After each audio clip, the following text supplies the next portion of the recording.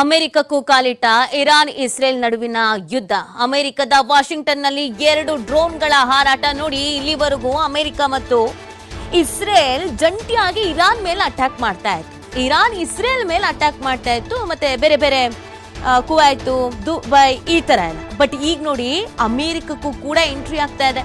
ಅಮೆರಿಕದ ವಾಷಿಂಗ್ಟನ್ ನಲ್ಲಿ 2 ಡ್ರೋನ್ಗಳ ಹಾರಾಟ. ವಾಷಿಂಗ್ಟನ್ ಸೇನಾ ಕ್ಯಾಂಪ್ ಅಲ್ಲಿ 2 ಡ್ರೋನ್ ಹಾರಾಡ್ತಾ ಇರೋದು. 2 ಅಪರಿಚಿತ ಡ್ರೋನ್ ಹಾರಾಟದ ಬೆನ್ನಲ್ಲೇ ಅಮೆರಿಕ ಫುಲ್ ಅಲರ್ಟ್ ಆಗ್ತಾ ಇದೆ. ಅಮೆರಿಕದ ವಾಷಿಂಗ್ಟನ್ ಸೇನಾ ಕ್ಯಾಂಪ್ ಅಲ್ಲಿ ಡ್ರೋನ್ ಹಾರಾಟ.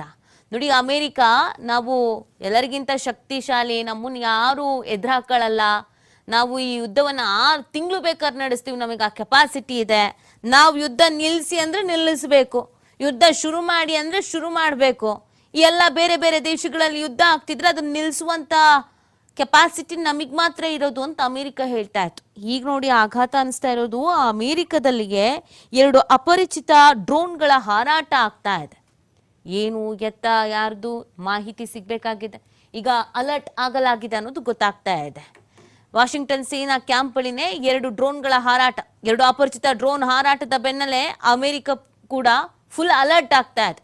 ತನ್ನ ಸೇನೆ ಫುಲ್ ಅಲರ್ಟ್ ಆಗುವಂತೆ ಮಾಡ್ತಾ ಇರುವಂಥದ್ದು. ನೋಡಿ, ಈ ಯುದ್ಧ ಇರಾನ್ ಇಸ್ರೇಲ್ ಅಮೆರಿಕದ ನಡುವೆ ಏನ್ ನಡೀತಾ ಇತ್ತು, ಇದು ಹಂತ ಹಂತವಾಗಿ ಮತ್ತಷ್ಟು ತೀವ್ರತೆಯನ್ನ ಪಡ್ಕೊಳ್ತಾ ಇರೋದನ್ನು ನಾವು ಗಮನಿಸ್ತಾ ಇದ್ದೀವಿ.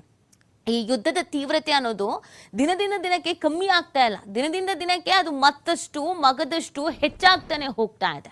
ಇದೀಗ ಅಮೆರಿಕಕ್ಕೂ ಕೂಡ ಕಾಲಿಡ್ತಾ ಇದೆ. ಈ ಯುದ್ಧದ್ದು ಭೀತಿ ಅನ್ನೋದು ಗೊತ್ತಾಗ್ತಾ ಇದೆ.